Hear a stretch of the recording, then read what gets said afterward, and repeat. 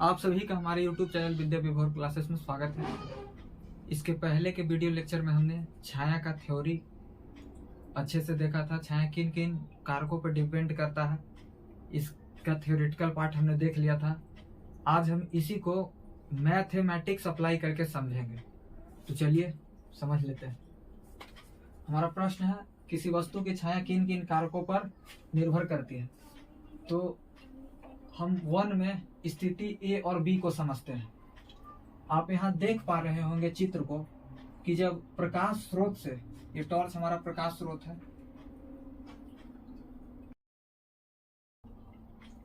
जब प्रकाश स्रोत से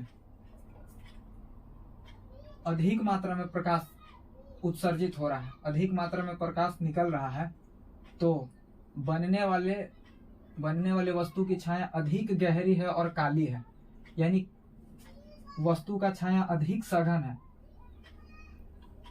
और स्थिति बी में आप देख पा रहे होंगे कि प्रकाश स्रोत से निकलने वाले प्रकाश की मात्रा कम है, यानी जो टॉर्च से प्रकाश उत्सर्जित हो रहा है उसकी मात्रा कम है, तो वस्तु के बनने वाली छाया की सघनता कम है। यानी यह स्थिति ए के तुलना में, स्थिति ए में बने छाया की तुलना में कम सघन है, यानी इसकी गहराई कम है और यह कम काला है। तो हम यहाँ से लिख सकते हैं कि किसी वस्तु की छाया की सघनता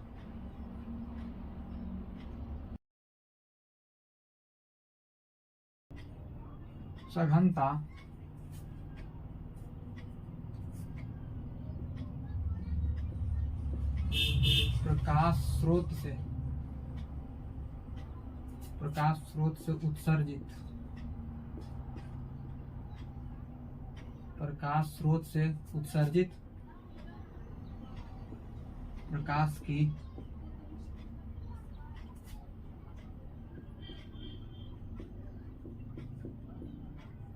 मात्रा के डायरेक्टली प्रोपोर्शनल होता है, यानी समानुपाती होता है। किसी वस्तु के छाया की सघनता प्रकाश स्रोत से उत्सर्जित प्रकाश की मात्रा के समानुपाती होता है। इसका मतलब अगर प्रकाश स्रोत से निकलने वाला प्रकाश अधिक सघन हो गया, यानी वहां से अधिक मात्रा में प्रकाश निकलेगा, तो वस्तु की छाया की सघनता भी अधिक होगी।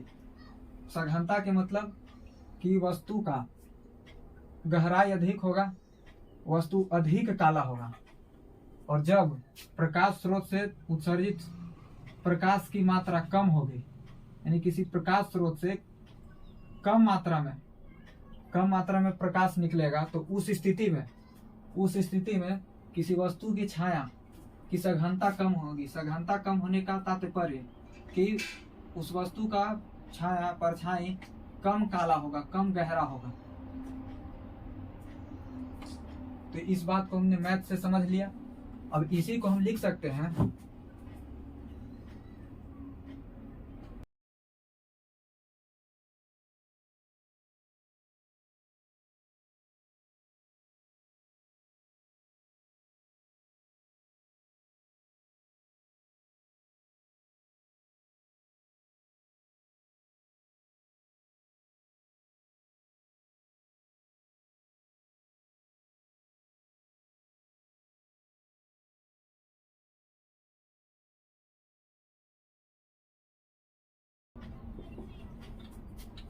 चलिए हमने यहाँ पे स्टेटमेंट को लिख लिया। कह रहा है कि किसी वस्तु की छाया प्रकाश स्रोत से निकलने वाले प्रकाश की मात्रा पर निर्भर करता है।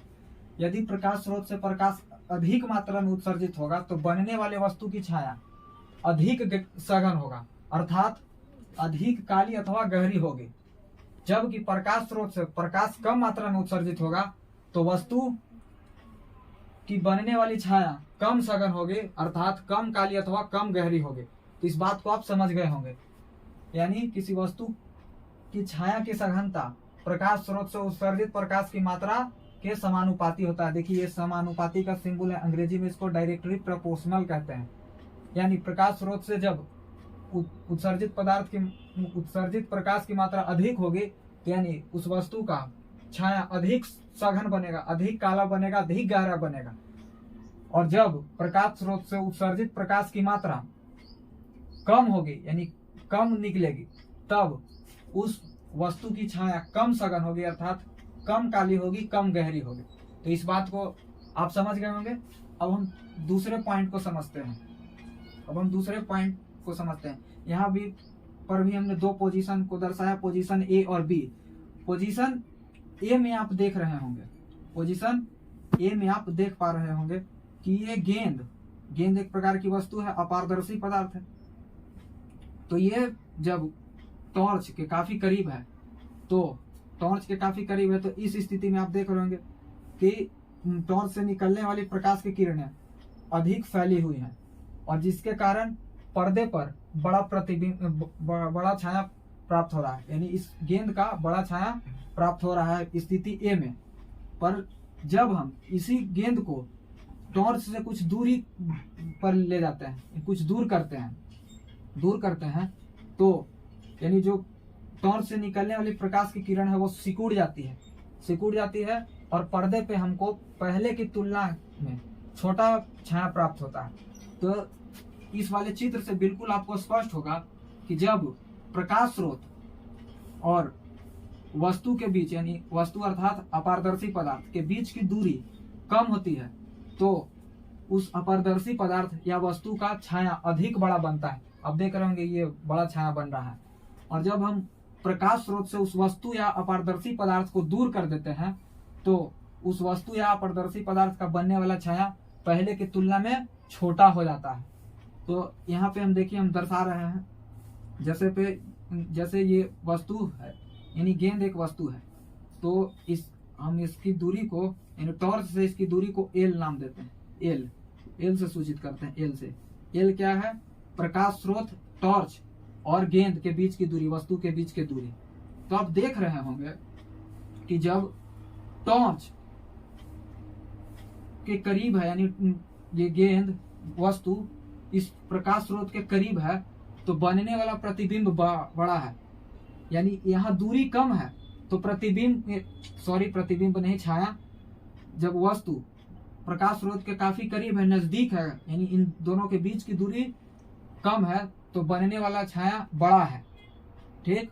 और जब दूरी बढ़ जा रहा है, जब लंबाई हम बढ़ा दे रहे हैं, यानी प्रकाश स्रोत और वस्तु के बीच दूरी बढ़ रहा है तो बनने वाला छाया छोटा है। तो इससे स्पष्ट होता है कि किसी वस्तु का छाया प्रकाश स्रोत और वस्तु के बीच के दूरी के व्युत्क्रमानुपाती होता है। किसी वस्तु के छाया का आकार, तो हम से लिख देते हैं आराम से, चूंकि किसी वस्तु के छाया का आकार, वस्तु के छाया का आकार वस्तु एवं प्रकाश स्रोत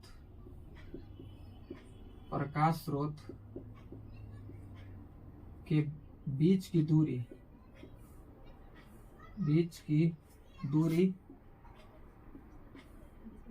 का व्युत्क्रमानुपाती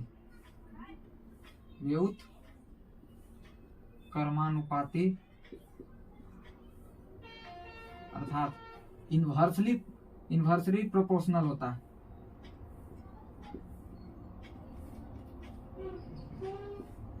अगर व्युत्क्रमानुपाती को आप सिंपल शब्दों में समझना चाहे तो सीधे उल्टा।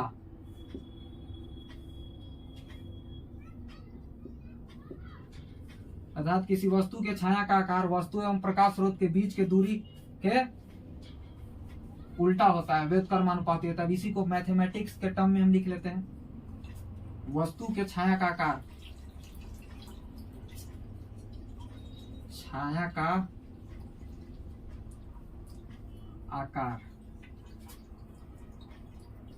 आकार यानी उल्टा संबंध बता रहा है कि जो बीच के दूरी है प्रकाश स्रोत और वस्तु के बीच का दूरी है उसका व्युत्क्रमानुपाती यानी उल्टा है। तो उल्टा हम मैथ में किसी भी चीज को उल्टा कैसे लिखते हैं? जैसे हमारे पास यहाँ 2 है, हम कहेंगे 2 का व्युत्क्रम या उल्टा, 2 का उल्टा क्या होगा, 1/2 होगा। 1/2, 2 का उल्टा 1/2। अगर हम कहेंगे x का उल्टा तो 1/x, y का उल्टा 1/y। इसी तरह क्या कह रहा है कि प्रकाश स्रोत और वस्तु के बीच के दूरी का व्युत्क्रमानुपाती यानी उल्टा है, तो इसको लिखेंगे 1/L।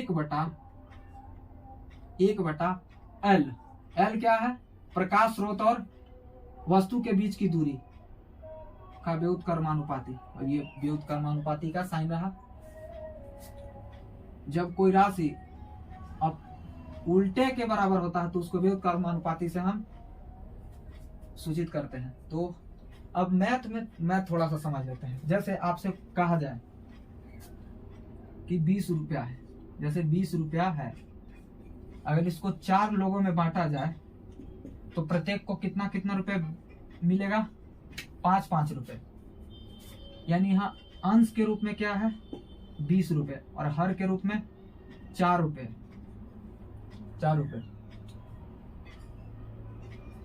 पर हम इसी 20 रुपया को 5 लोगों में बांटेंगे तो प्रत्येक को कितने रुपए मिलेंगे, 4 रुपए मिलेंगे। तो अभी अंश कितना है, अभी भी अंश 20 ही रुपया है, पर हमने हर को क्या किया, बड़ा कर दिया। हर को बड़ा कर दिया। तो जैसे ही हमने हर को बड़ा किया, जो परिणाम हमको मिला वो पहले की अपेक्षा में छोटा है, पहले की तुलना में छोटा है। जब 20 रुपया को हमने 4 भागों में बांटा तो प्रत्येक को 5 रुपए मिले, और जब हमने 20 रुपया को 5 भागों में बांटा तो प्रत्येक को 4 रुपए मिले। तो आप देख रहे होंगे कि जब किसी भिन्न का हर बढ़ता है तो उसका भागफल घट जाता है।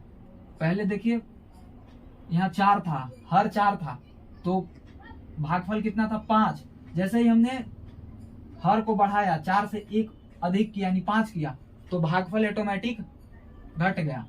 तो यानी स्पष्ट है कि किसी भिन्न के हम हर को बढ़ाएंगे, अगर उसके अंश को रोक के स्थिर करके उसके हर को बढ़ाएंगे तो जो भागफल आएगा वो कम आएगा यानी घटते जाएगा। अब इसी को देख लीजिए एक स्थिति और, यही 20 रुपया था, 20 रुपया। अब इसको हमको 2 लोगों में बांटना है, 2 लोगों में बांटेंगे तो आप कहिएगा कि प्रत्येक को 10 रुपए मिलेंगे, प्रत्येक को 10 रुपए मिलेंगे। तो यहाँ देखिए, यहाँ भी हमने अंश में कोई चेंज नहीं किया, अंश वही है। हर को हमने क्या किया, पहले की तुलना में और कम कर दिया। पहले स्थिति में 4 था, इस स्थिति में हमने 2 कर दिया। तो यहाँ से बिल्कुल स्पष्ट है कि हम हर को बढ़ाते हैं, हर को पहले की तुलना में बढ़ाते हैं तो हमको भागफल छोटा मिलता है, और हर को हम कम करते हैं तो भागफल बड़ा मिलता है। तो स्पष्ट हो गया कि यदि हम किसी भिन्न के अंश को स्थिर रख के, अंश को स्थिर करके उसके हर को बड़ा करेंगे तो प्राप्त होने वाला भागफल छोटा होगा, और जब किसी भिन्न के अंश को स्थिर करके उसके हर को हम कम करेंगे तो प्राप्त होने वाला भागफल बड़ा होगा। तो यही चीज हम यहाँ अप्लाई करेंगे। देखिए यहाँ देखिए L लंबाई, यानी लंबाई किसके किसके बीच का है, प्रकाश स्रोत और वस्तु के बीच का लंबाई। जब इसको हम क्या करेंगे, बड़ा कर देंगे, यानी क्या करेंगे, बढ़ा देंगे। देखिए यहाँ बढ़ रहा है कि नहीं, पहले यहाँ था गेंद, अब यहाँ चल गया, तो यानी लेंथ बढ़ गया। देखिए नीचे जगह नहीं, यहाँ ही लिख देते हैं, इतना बढ़ गया, लेंथ इतना बढ़ गया।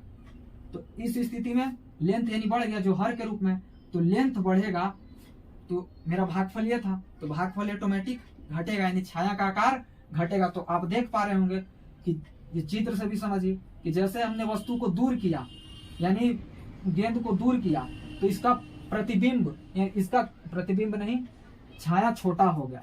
तो आप समझ पा रहे होंगे। अब आगे देखिए, फिर मान लीजिए इसको हम पीछे करते हैं, पीछे पहले ही स्थिति पे लाते हैं, पोजीशन ए पे लाते हैं। तो पोजीशन ए पे ला रहे हैं, तो यानी दूरी को हम क्या कर रहे हैं, प्रकाश स्रोत और वस्तु के बीच की दूरी को घटा रहे हैं, कम कर रहे हैं। तो ये घट रहा है, कम हो रहा है। तो इस स्थिति में देखिए जब पहले स्थिति पे आ गया तो इसका प्रतिबिंब क्या हो रहा है, पहले की तुलना में बड़ा बन रहा है, तो यानी हमारा भागफल बढ़ जाएगा। तो आप समझ लिए, मैथ से हम समझ गए कि जब प्रकाश स्रोत और वस्तु के बीच की दूरी को हम बढ़ाते हैं तो उस वस्तु का बनने वाला छाया क्या होता है, छोटा होता है। और जब प्रकाश स्रोत और वस्तु के बीच की दूरी को हम कम करते हैं तो उस वस्तु का बनने वाला छाया बड़ा होता है। तो इस वाले बात को भी आप अच्छा से समझे होंगे। अब इसी चीज को मैं लिख भी सकता हूं।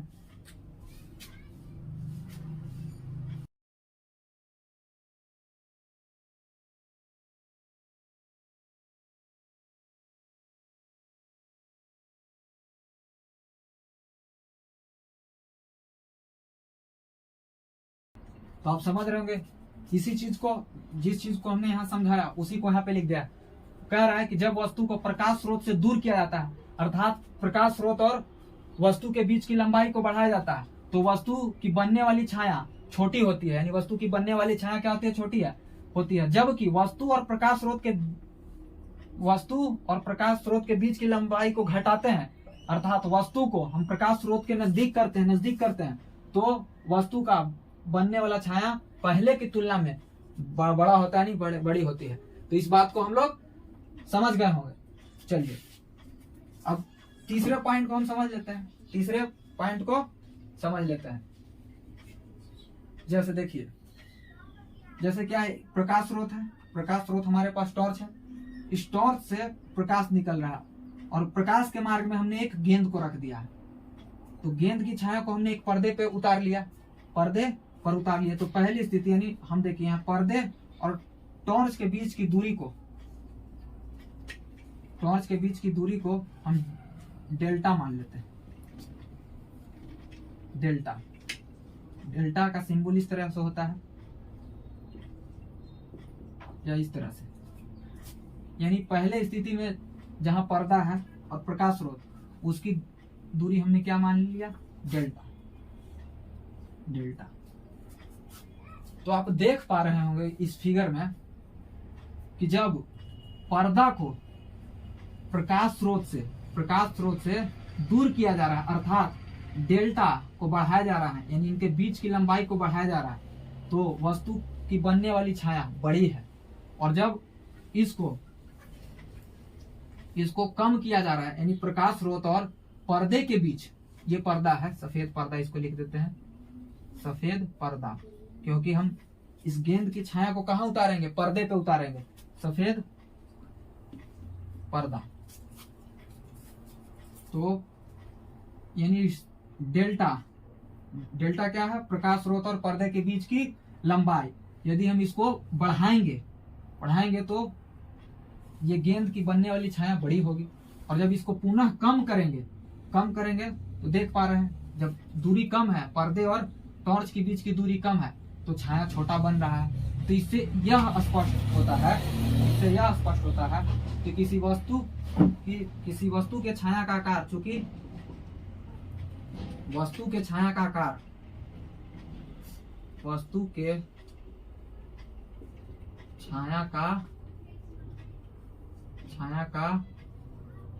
आकार देख पा रहे हैं, जब लंबाई बढ़ा रहे हैं तो छाया भी बड़ा बन रहा है, और लंबाई घटा रहे हैं तो छाया भी छोटा बन रहा है। तो यानी समानुपाती। ठीक, किसी वस्तु के छाया का आकार पर्दा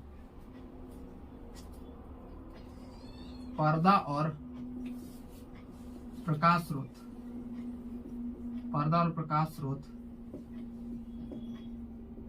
के बीच की दूरी का क्या होता है, समानुपाती होता है, डायरेक्टली प्रोपोर्शनल होता है। अर्थात जब हम पर्दा और प्रकाश के बीच की दूरी को हम बढ़ाएंगे, स्थिति में देख लीजिए, जब प्रकाश स्रोत से पर्दा अधिक दूरी पर है तो वस्तु की छाया भी बड़ी बन रही है। वस्तु की छाया देख लीजिए बड़ी बन रही है, स्थिति बी में आपको दिख रहा होगा, वस्तु की छाया बड़ी बन रही है। और जब हम पर्दा को प्रकाश स्रोत के करीब ला रहे हैं, नजदीक ला रहे हैं, निकट ला रहे हैं, तो यानी डेल्टा का मान घट जा रहा है। डेल्टा का मान यानी लंबाई घट जा रही है, दूरी घट जा रही है, जिसके कारण प्रकाश स्रोत छोटा बन रहा है। तो यानी पर्दा और प्रकाश स्रोत के बीच की दूरी को हम कम करेंगे, क्या करेंगे, डिक्रीज करेंगे, कम करेंगे, तो वस्तु का बनने वाला छाया भी क्या होगा, कम होगा, छोटा होगा। तो इसको हम लिख सकते हैं छाया का आकार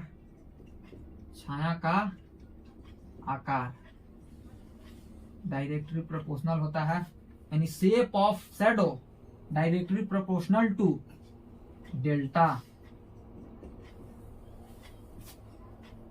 जब डेल्टा बढ़ाएंगे, यानी डेल्टा का मतलब पर्दा और प्रकाश स्रोत के बीच की दूरी को बढ़ाएंगे तो छाया बड़ा बनेगा, छाया का आकार बड़ा होगा। और जब डेल्टा के मान को घटाएंगे, यानी प्रकाश स्रोत और पर्दा के बीच की दूरी को घटाएंगे तो वस्तु का छाया भी छोटा बनेगा। तो इस बात को समझे होंगे। अब इसी बात को मैं यहाँ लिख देता हूं अपने शब्दों में।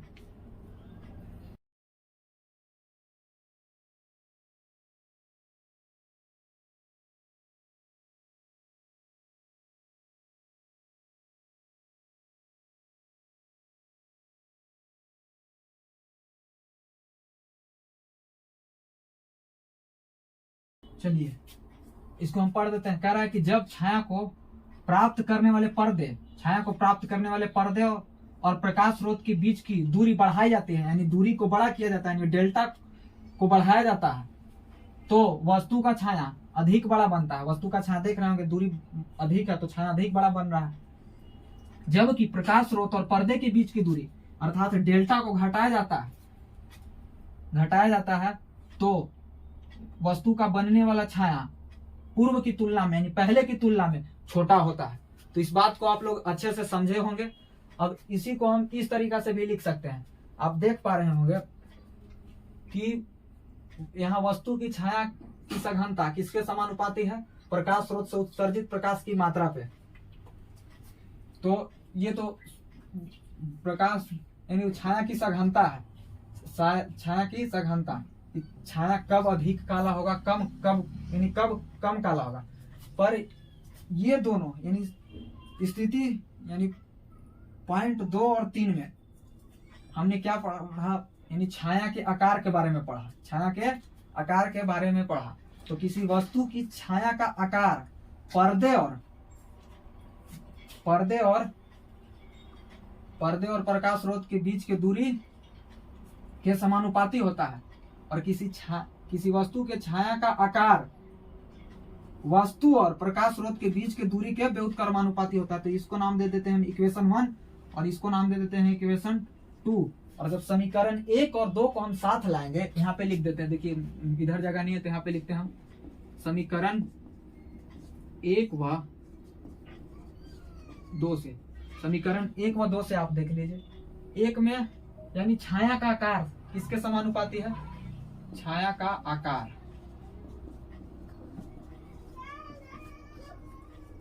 समानुपाती है 1/L के।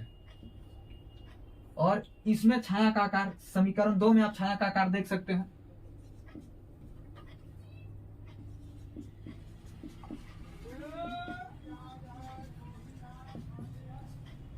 इसमें छाया का आकार समानुपाती है डेल्टा के।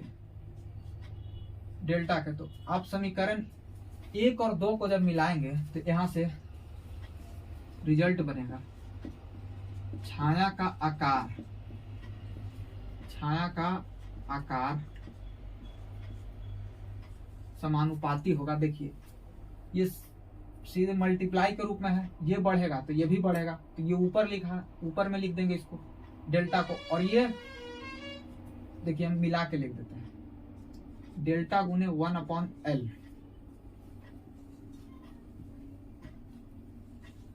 छाया का आकार